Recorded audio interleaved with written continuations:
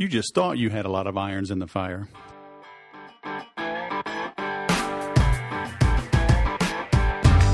Hello, my friends, and welcome to the 218th episode of the Sales Podcast. This is Wes Schaefer, your Sales Whisperer, your host. Today, you're in for a treat, as always, but if you missed last week, you go back to 217 of the saleswhisperer.com/session 217. Mr. Paul Toby, 22 years performing, recording albums. He was a jazz pianist. After 9/11, it all went away. He was in his 40s with a family, had to move back into his parents' home. Hear how he bounced back from that and is now running a thriving, growing marketing business, training business, and things have never been better. Go back and get the show notes and listen to that episode. Next week, who knows who I will have on. I have some plans. I do, believe it or not, I have some plans. I'm going to make some changes, but I keep running across good people. And today is no different. I actually just recorded this a couple of hours ago, and before I am launching this. So just-in-time marketing, that's what we'll call this. How's that, huh? But when you are listening to this episode, and today you can go to thesaleswhisperer.com/session 218. Very scientific there, isn't it? Check out the free report I have on the right for inbound sellers. It'll get you signed up as well for the free daily Wes method, and you want to be on that. I'm also partnering with some other good marketers. Stay tuned for a Thanksgiving month, Black Friday, Cyber Monday sort of launch. It'll help you save some money while you make some money. So stay tuned to what I've got going on. And now let's bring on today's guest. Keith Perhac, fresh off his move to Portland, Oregon. Entrepreneur with many irons in the fire. That's the way we love it, man. Welcome to the Sales Podcast. How the heck are you? Thank you so much for having me. Looking forward to it. So before we turn record on, you were telling me a little bit about your interesting life. Just moved back to the States after 15 years in Japan. Yep. But you're the founder and operator of a couple of companies. Would you mind taking a minute or two, let our listeners know a little bit about you, then we'll dive down the rabbit hole? Yeah, so I run what they call a technical marketing agency. So we help people build out evergreen sales funnels, do the strategy, the design, the actual coding of everything, and just help people build automated ways to increase their revenue. We've been doing that about 6 years now. We're a team of 6 people, so 6 and 6. And then we've built some SaaS applications that, as we worked with different clients, we found that there were no good solutions out there. And so we built two. One is Summit Evergreen, which is online courseware. And that's about 3 years old now. And then we have Segmetrics, which is kind of my baby at this point. And it is analytics platform for specifically Infusionsoft and hopefully Drip and ConvertKit in the very near future. Very cool. So for our listeners that may not know, so SaaS is software as a service, right? So correct. So any software that you're using online is defined as a SaaS. Right. So tell me about, what was the first one you said you made? It was for online training? So yeah, Summit Evergreen, this was a while ago. We built online courseware.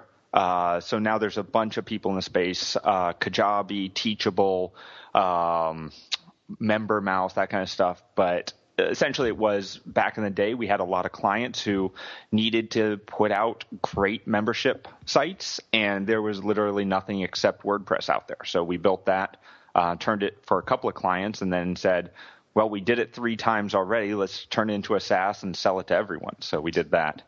And that's kind of how most of our products have come about, where either we have a pain point or we see that all of our clients are having a pain point, and we're like, well, we're tired of doing this over and over again. Why don't we make it easy for everyone? Right. I keep trying to teach that to my 18-year-old son, right? He's like, what can I do? What can I do? And, I said, don't worry about, the old adage, do what you love. You'll never work a day of your life. I'm like, you know what?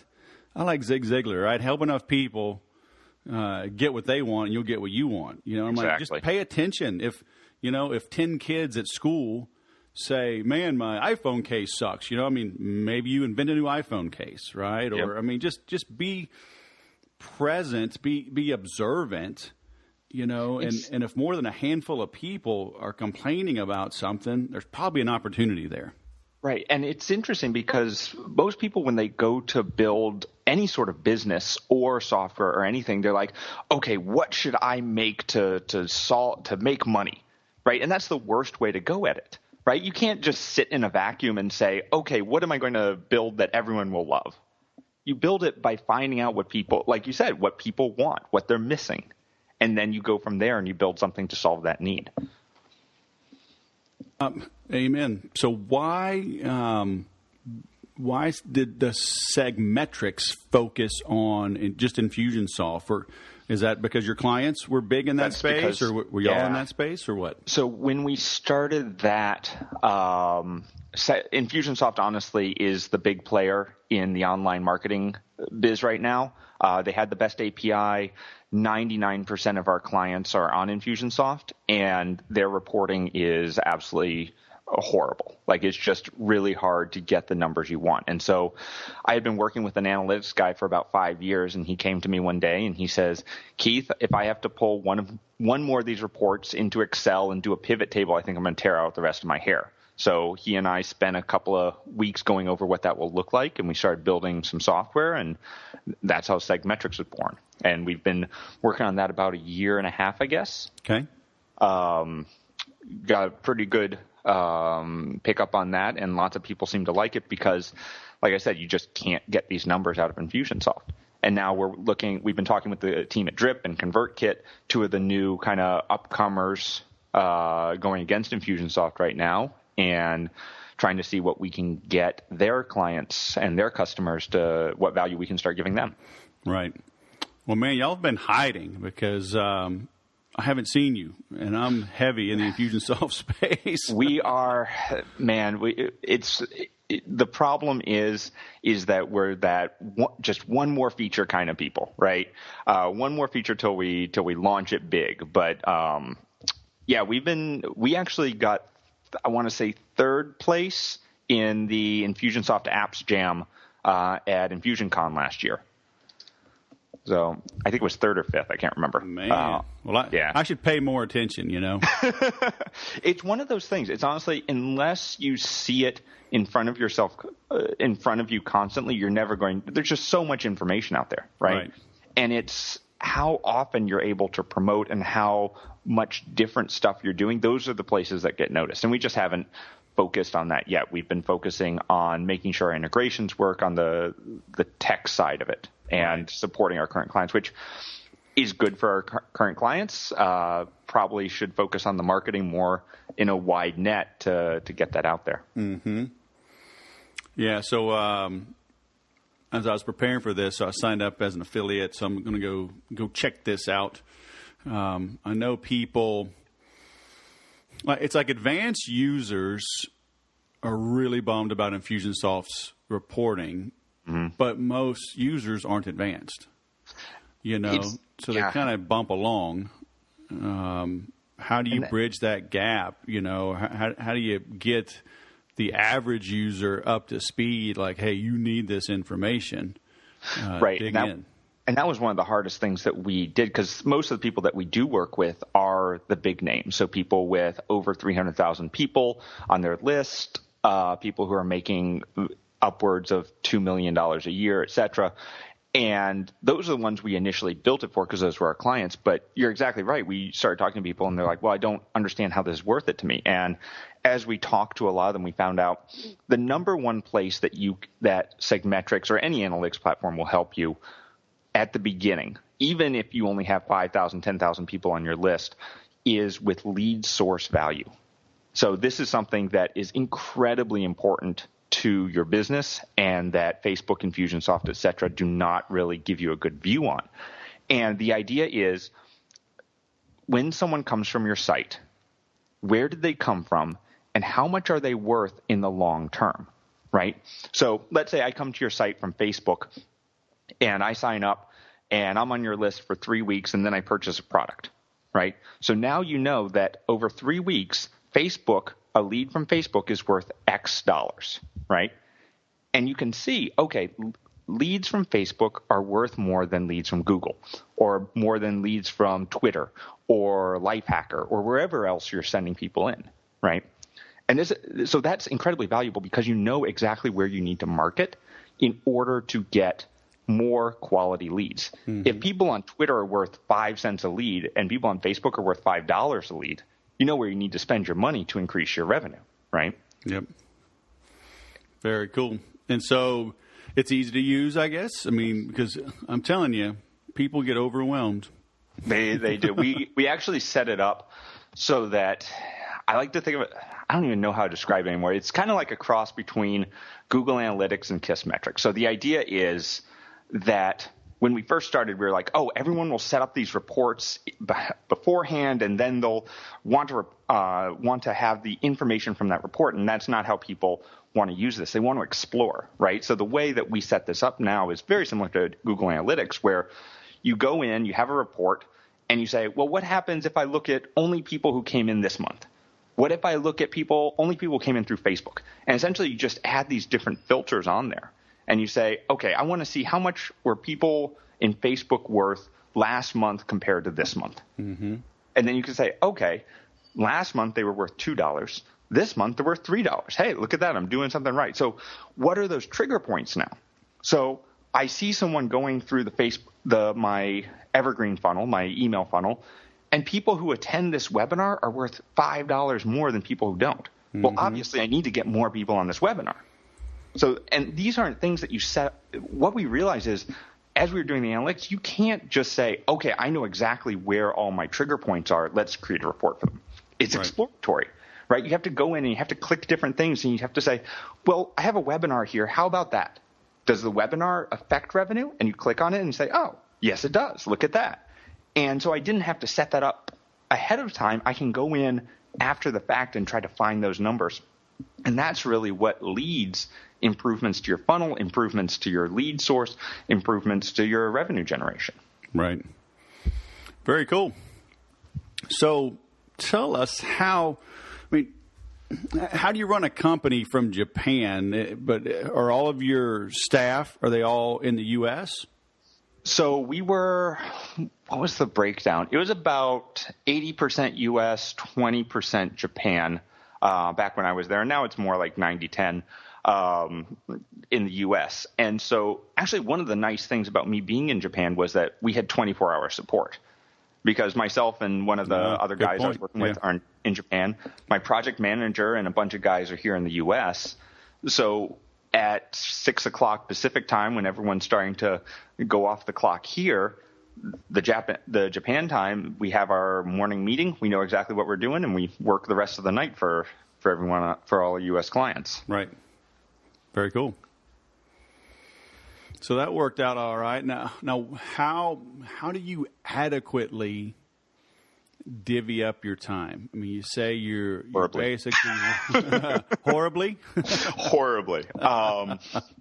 It's a challenge, right? Because especially as the founder, I have a number of loves that I love doing. I love working on the code. I love working on Segmetrics. I love working on the client stuff, on the strategy.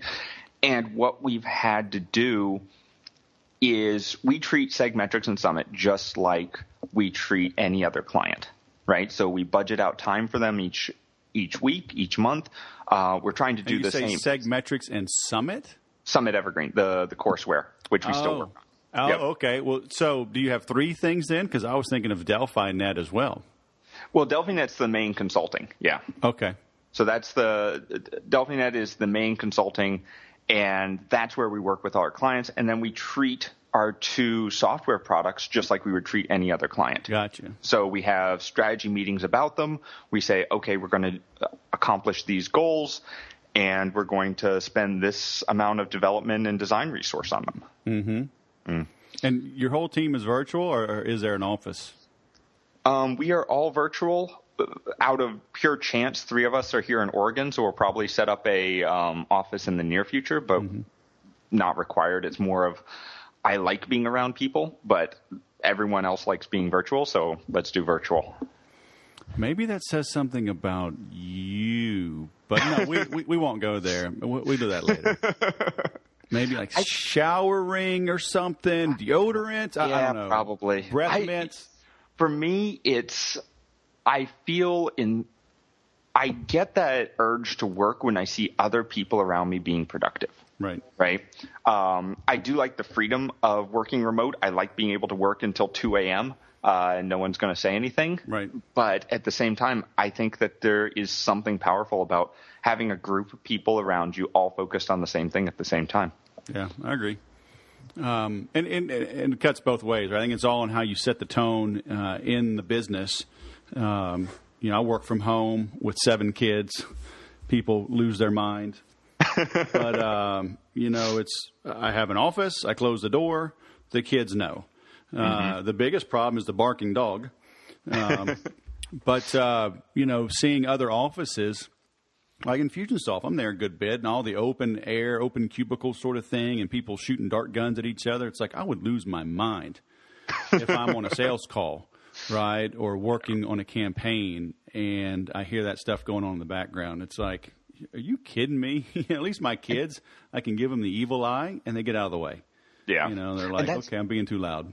And I've thought about co-working spaces and renting spaces and stuff, and then I realized that 9/10 of my time each day is on calls, right?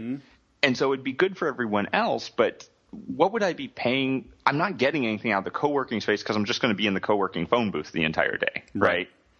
Yep. And that amount of freedom in the home office is actually really good. Yep. And that's why it's interesting because you see more and more salespeople now being remote. Or mainly remote, right? Like the guy who lives next door to me, he's a sales guy for a machinery company, but he's always at home. Like he'll go into the office occasionally, but going into the office doesn't help him at all, right? Because his job is to be on the phone, traveling, and talking with clients. Yep.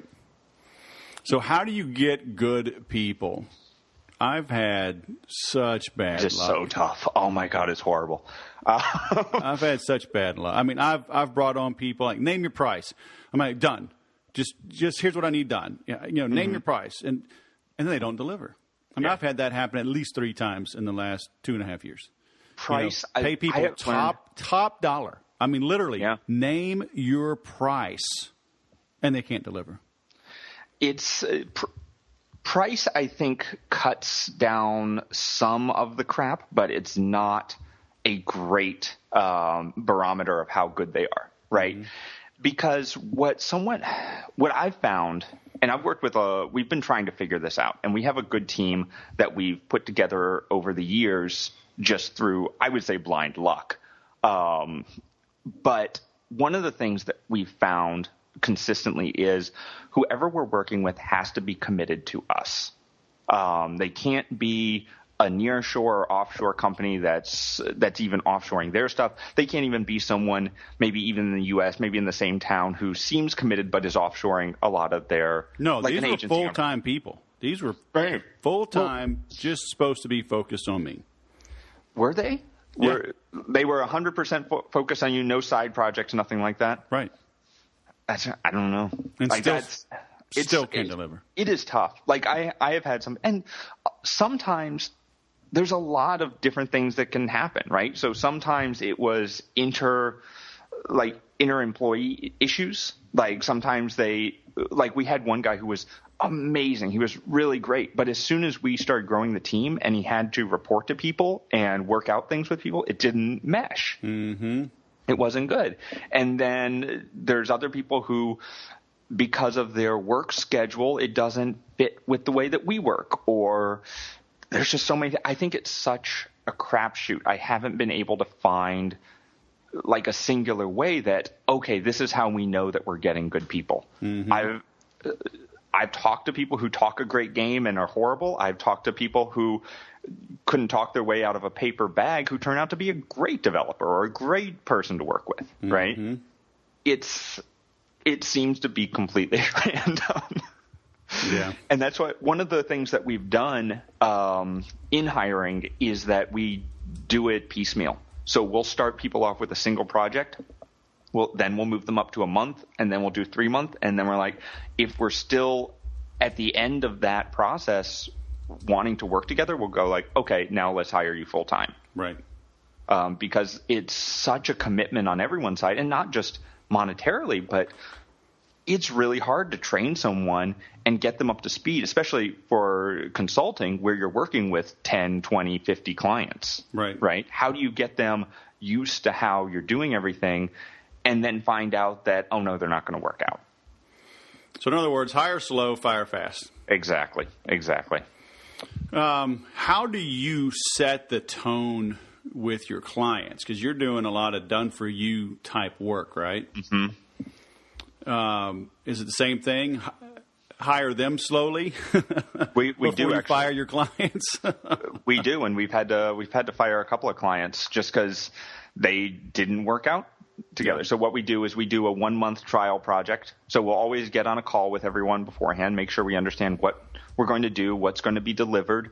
Then we set that out. First month, we're only delivering on that. We're not doing any scope change. Mm-hmm. And then at the end of that month, we say, okay, was communication good? Did we all like working together? Are we interested in each other's work? And should we continue this? And then we kind of go forward from there.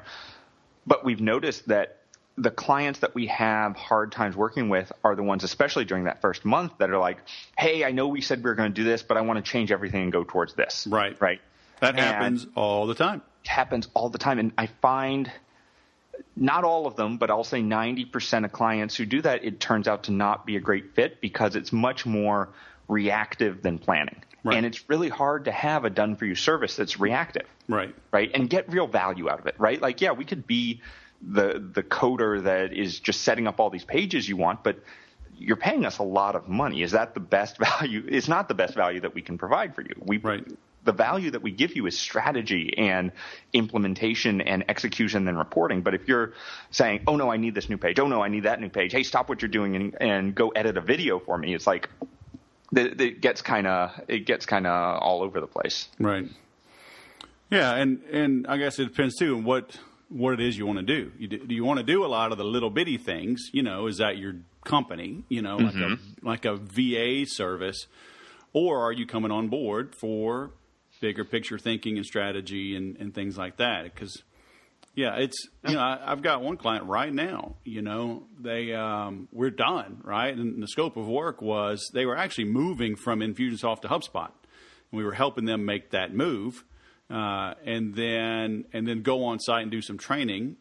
And we did all that. And, a month later, one of the directors is messaging one of my trainers that she did the on-site there for them in Phoenix. Mm-hmm. And she's like, what do I tell him? I'm like, tell him that we're happy to provide another quote for additional training. Mm-hmm. It's like the guy keeps asking. It's like, did he not read the scope of work, or is he just trying to get extra? And 9 times out of 10, just trying to get extra. Yeah. I mean, honestly, we have had scope of work and scope creep has been the bane of our existence for 6 years. And it works great. Like just as you said, if you are doing kind of the one-off, if that's your business model, if your business model is the one-off, hey, we'll do anything, we'll fix anything you want, which is not a bad business model, then that works out pretty well because it's extra money coming in every month. But if you're trying to do strategy and you're trying to build a process and you're trying to manage multiple clients, more than 3 or 5 at the same time, that scope of work becomes so important because one client can just overrun everything else you're doing. I know. And then at the end of the day, you have no money. Right. Because a lot of these scope of work changes, they're like, oh, just fix this one thing. Oh, just fix this one thing. And suddenly there's $5,000, $10,000 worth of just this one thing. You send the invoice and they're like, I'm not going to pay this. Right.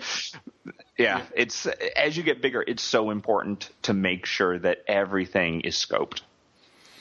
And how do you know when to use something off the shelf versus creating something new? Because the projects that you say that you've developed, maybe they weren't out there. Because you were before Kajabi, right? Mm-hmm. I think we launched similar to Kajabi. Yeah. Okay.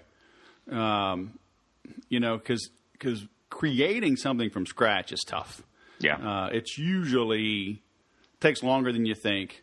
is more expensive than you think, and rarely does it have all the features that you wanted to have in it in the first place because it took so dang long. Yep. But it seems like you've made that transition, at least on these couple of projects. I mean, is there a secret to that success? There's a couple. So the first question, when do you decide to use off-the-shelf versus custom-made? And it really depends on the scope of what the client wants and long-term what's going to be best. So specifically, if I'm going to be there working with the client long-term to solve a problem that has not been solved before or solved poorly, usually writing something custom for them is the best bet. Right? Especially like microsites or anything that's maybe even short-lived. Custom is always going to be faster than off the shelf because especially the clients that we work with need a lot of customization and very particular about the look. Right. So you can't have something like that's lead pages hooked in with lead quizzes or funnel quizzes or whatever it is, because there's so much customization. They'll look at it and go like, it doesn't fit our brand. Right. So those are times when I want to say, yes, we need to build something. We need to make it custom. And it ends up taking less time because we don't have to fight against the system that we're building. Right. Now there's times when you're looking at something like, okay, I need courseware. What kind of courseware should I make? And before we built Summit, we had actually done research for these other clients for months, trying to find other things. So we went through Member Mouse, we went through Wishlist Member, we went through I'm trying to remember what the other names were. This was a while ago. And we took them all to the client and we said, hey, these are all the options out there. These are the pros. These are the cons. This is what it can do, what it can't do. And I never like to say, yes, we need to use a custom solution when something off the shelf will happen. Because I like building stuff, but at the end of the day, I'm trying to provide value for the client. And if the client says none of these work, then I can say, okay, here is the cost of building something custom, and they can make that decision. It's kind of funny because as a marketer, even though I'm a marketer, I hate self-promotion. I hate promoting myself. I hate telling clients, oh, you have to use the software that I made because it's awesome. Right? So, I mean, do y'all develop it all in-house or? All in-house. Okay. All in-house, yeah. We tried it once where we had an outside company develop some of our software, and it just did not work at all. So maybe I'm just too much of a control freak, but we put together a great team, and I like having everything in-house. Yeah, very cool. Because I've been interested in that. I keep looking back, and it's like I wouldn't mind having a permanent team, but man, I would need a very strong operations officer to kind of keep me away from the team directly. Yep, I know that. Because I can be that frantic client. Hey, let's do this, let's do that. But I'm also, I just work a lot. I like things to work, right? And if something isn't working right, I stay on it till it is right. And it bugs me when I see people that are like, I understand, like they're not the owner. They're not going to be as motivated as me. But man, to be 1/10 as motivated, it's like, really? Why am I paying you? Now, I find with developers that are in-house that I have, and designers as well, the whole gamut, that are working on internal projects, they get really invested in the project. Like when we were building Segmetrics, I think that the in-house people I had working with my team were more excited about the project than I was, which is hard because I was really excited about it, right? And that was honestly, I think, some of the most fun we've had in the last year is building that. Just because everyone's on the same page. Developers like to solve problems. Right. Designers like to design new visuals, right? And they like to solve UX problems. And so when everyone is there on the same page solving similar problems, I think everyone's happy and everyone's very invested in it. Right. And that's why I don't think I have ever had good luck with working with offshore or development agencies or something, because they don't care as much, right? Yep. When everyone's on the same page, it's just magic. Right.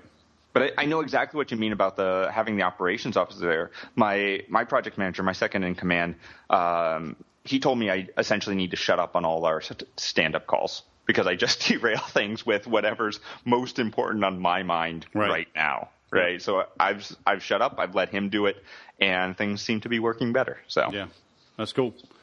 Yeah, I mean, it's great to have like a strong, right-hand man. Or, I mean, are you the sole owner of these, or do you have an equal partner? So Segmetrics and Summit, I'm both co-founder on, and then the consulting company, I'm sole. Okay. And do you have 6 people running all of them, or do you have 6 on different companies? It's 6 people. It's interesting. So there's 6 people at DelphiNet, the consulting agency. And then we have 2 extra people on Summit in addition to that. But Segmetrics we're 100% running. Okay, cool. And so are you saying no to a lot of projects? Because, I mean, that's not a huge team. So, I mean, are you in the spot where you can be selective on who you take on? Yeah, so right now we are being selective. I mean, we're always selective. Right now we're being even more selective where we're only I think we have one more spot open that we'd probably work with this year and into the beginning of next year. Right. But yeah, I mean, what we don't like to do this is a one month contract and then we're just going to do a bunch of stuff and then off into the night we go. Most of our clients stay with us for at least 18 months. Wow. So we're really in it. Like I said about the development, you want someone who's invested in your success. And I don't want to just jump in, do a bunch of work, and then leave. I want to be invested in our clients and work with them long term to help them succeed. That's my goal. Now, are you offering kind of the same set of solutions to each of your clients? So like the team kind of knows what to do, or is it a little more fluid? And, you may be doing A, B, and C for client 1, but maybe D, E, and F for client 2. It usually starts out with an evergreen funnel, and that's because that's an easy project to start with. It's a great way to understand how each client's business works. And then generally starting in month 2 and 3, we branch out into other things. So we essentially turn into the tech and marketing side of most of these companies. Okay. By midway through our engagement together. The beginning, we found it best to start off with just what we were talking about with the scope creep, very set deliverables. And we've kind of honed in over the years on we build evergreen funnels. So you have an existing funnel, you have an existing idea. We'll build out that whole funnel, build all the technology, hook it up to how it's working in Drip or Infusionsoft or whatever, and go and then get analytics and go from there. And that's felt like a good jumping off point into that relationship. Will you work in other platforms? Yeah. So we're platform independent. Okay. We don't focus on Infusionsoft. It's just what most people are using. Right. We have a couple of people in Drip, ConvertKit, Ontraport, but I'd say 80% are in Infusionsoft.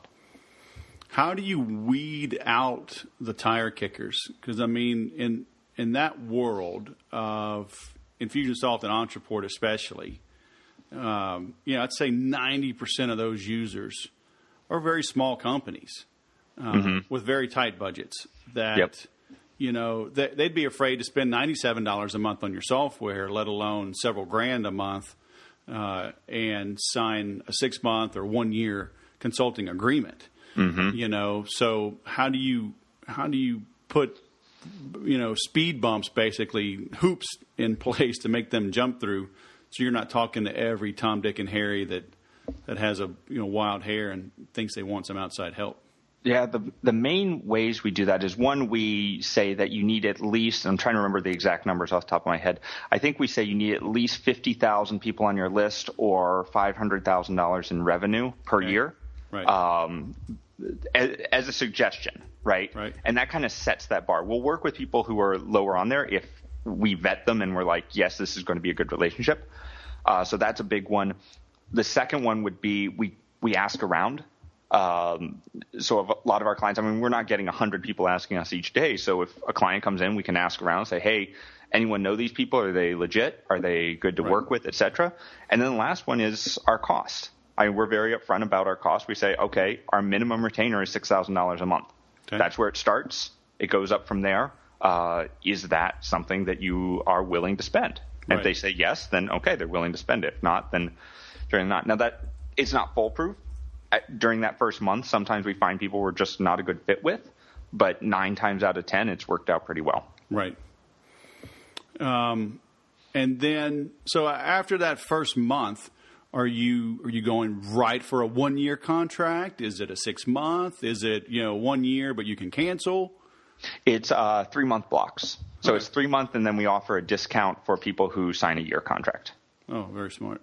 Yeah. And then you get discounts depending on, so we're a retainer model. Yep. So the more you book into that year or into that contract, the cheaper it gets. Right.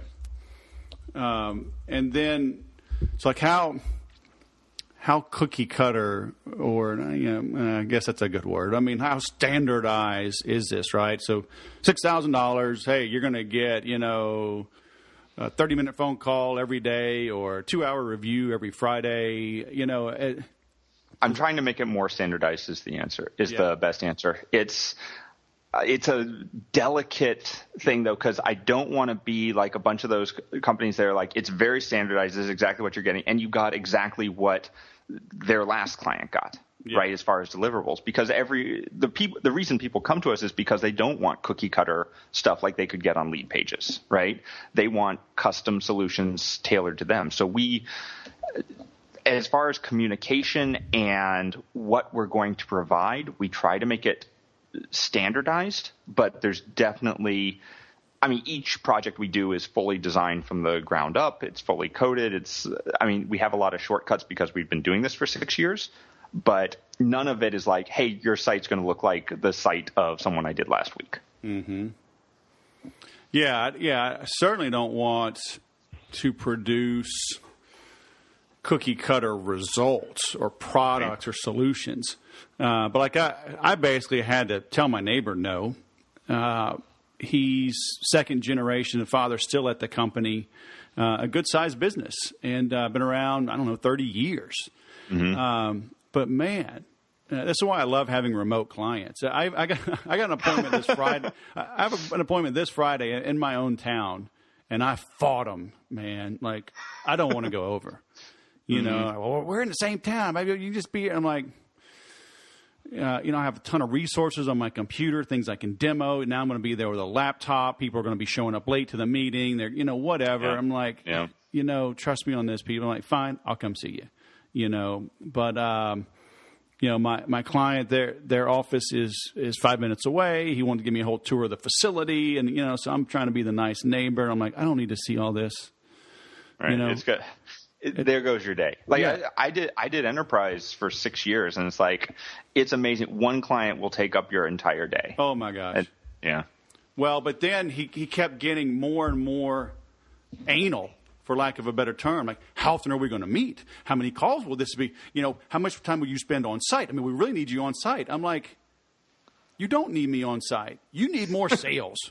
You need more sales because you need more leads. You need more leads because you need more opt-ins and tools that convert, right? Mm-hmm. And then you need more traffic. And I don't care if you're a chiropractor, if you're an avocado farmer, whatever. It's all the same. You don't need me on site.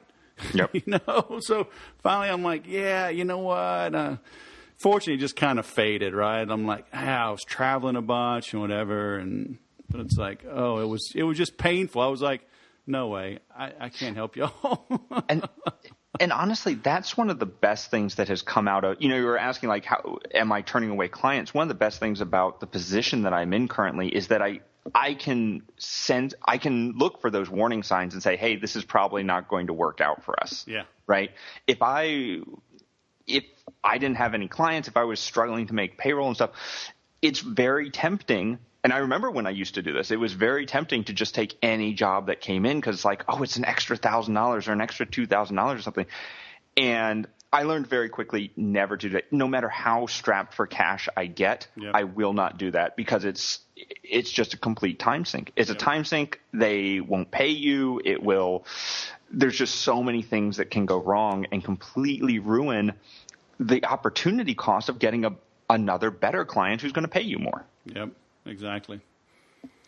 I'll just suck the life out of you. Oh, it does. It does. All right. Well, now we're just into commiserating about horrible clients. Well, it's good, because our listeners need to know that they're not alone. Don't be desperate. In all of my sales training, I work with them, and ultimately it's to give them the confidence to stand tall. Right, because that's all selling is the transference of confidence. And if you're getting beat down by a super needy, super pushy client, it sucks the life out of you, and it's going to impact how you grow. Yeah. And so they need to hear these kind of stories. Know that they're not alone. We've all been pushed around. We've all had vampire clients, and we still have clients that'll try to push the boundaries.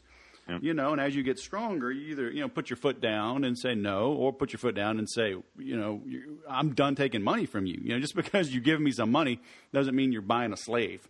Right? Yep, exactly. Well, and it's interesting because you mentioned something there, which is you want to stand tall. And it's so important to stand tall because your outward in the work that we do, your outward visuals, how you are perceived by people is so important about whether or not they trust you. Right. And whether or not they're willing to put down that large sum of money each month in order to work with you. Yep. And the more visual you can be, and the more it's hard to even come up with a word for this, but the more upstanding you can look and the less beat down you can feel. I mean, you think of the attorney on The Simpsons, right? He's always hunched over and he's like, oh, I don't know, kind of thing, right? Like you can't really trust that, right? But you imagine someone just standing up there, calm, collected, and if you're in the middle of fighting with clients about these soul-sucking clients, you can't stand tall. It's so difficult. It's amazing how much it just sucks the life out of you. Right. So how do you handle payment? Because on larger deals, you got your merchant account fees. Mm-hmm. But it's nice to have that money coming in. Yep. Whereas when they pay by check, one nice thing is there's no chargebacks, right? Yep. You get some crazy client, you're not working, I'm, chargeback. I'm like, are you out of your mind? But you got to wait on the check. Do you have a preference either way? So I generally use ACH or PayPal for Business or check. So anything with a low fee, because honestly, at 2.9% at $10,000 or whatever it is monthly is a lot of money, right? And that's part of. But then we had done a lot of productized consulting, which was lower cost but more people. So we were looking, and we stopped doing this, but we had a bunch of people in at around the $3,000 mark. And those we did credit card. And the reason I did that is, at $3,000, the hassling them for invoices was really obnoxious. Yeah. And so we set up recurring payments, and it worked out a lot better that way because I was sure to get the money. Yeah, sometimes there were chargebacks, but because it was high volume, low revenue, it worked out much better to be an automatically repeating purchase. And I hired a couple of consultants for myself who I'm still paying. They still do work for me, so it's not like they're fleecing me. But I pay $1,500 to $2,000 a month recurring off my credit card to them. And I don't think to cancel because A, they're providing value, and B, I'm not having to send out a check each month, right? Yeah. Yep.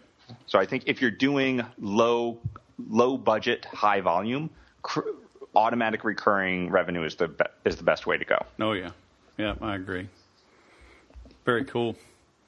All right, man. So one of the last questions I like to ask is, after listening to this, what do you want our listeners to go apply, take away from this? Because it's like, say, imagine that they are, they're like me listening to a podcast while driving or on a plane or at the gym, can't take notes necessarily. Can't hop online and do something. What should they do to grow their business, to grow their sales, to take control? Anything along those lines? If you're in a position similar to us, I think the biggest one would be look at your current clients and your past clients. Who do you like working with? Who do you dislike working with? What is similar between those bad clients and good clients, and how can you get more of those good clients? And I'll give one tip that was given to me that is honestly the foundation of how I'm getting clients. Ask for referrals. Go to your good clients, send them an email that says, hey, I love working with you. We don't want to focus on marketing. We don't want to take focus away from you to do all this non-strategy stuff. What I would love is if you could recommend someone that you think would get great value out of working with us. Can you just recommend one person? And that's a great way it does two things. First of all, you know that your good customers are going to recommend someone good because they want to keep that good relationship as well. They don't want to recommend someone who's a jerk to you, right?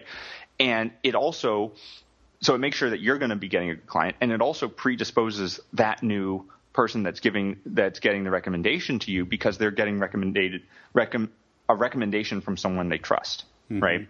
It's a great way to build new clients without having to go out there and shoot the shotgun and see what comes in, right? Right. So start messaging good clients. All right. I like that. That'll work. Well, man, we're going to have links to everything on you, to Delphi, to segmetrics.io, Twitter, Facebook, anywhere in particular people should go first? Segmetrics.io. It is my baby. So that's your baby. All right. Wes, thank you so much for having me, man. Hey, man, it's great having you on the show. Welcome back to America. Woohoo, America. America, but just in time for the election. But I know, right? We won't go there. We won't, but man, it's an interesting time to move back. Thanks very much, man. All right, man. Have a great day. You too. Cheers. So you've heard it before, but it's worth repeating. Hire slow, fire fast. That includes your clients as well as your staff. I love Keith's honesty. Those are the kind of people I bring on, right? People that are getting stuff done, that are in the fray, that are out there competing and producing and doing. They may not have all the answers, but they are asking the right questions. And that's the main thing. Are you investigating? Are you curious? Are you not sitting on your laurels? Are you open to opportunities? Are you seeing things that others are requesting multiple times and finding a trend, right? Because that's how business gets done. That's how wealth is created, is by finding a need and filling it. That's how Keith got started. That's how he is continuing. But he's also continuing and thriving because he has processes, right? He has a way to bring on people. He has a way to onboard new clients. He has a way to price what he does. He has a way to get paid. He has a process for reducing his fees. He has a process for reducing chargebacks and things of that nature. So you can't just shoot from the hip. I talked about that in my 7 Deadly Sins of Selling. If you are, going through Annie Oakley-itis, the trick shot artist.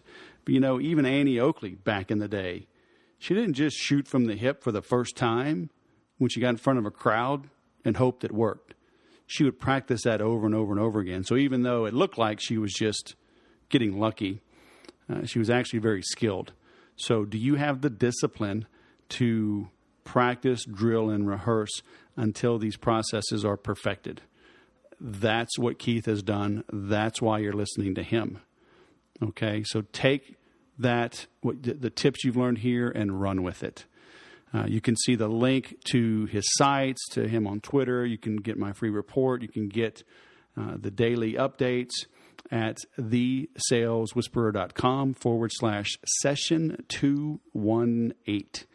And while you're there, leave a comment, share this on iTunes and Twitter and Facebook, and give me a 5-star review.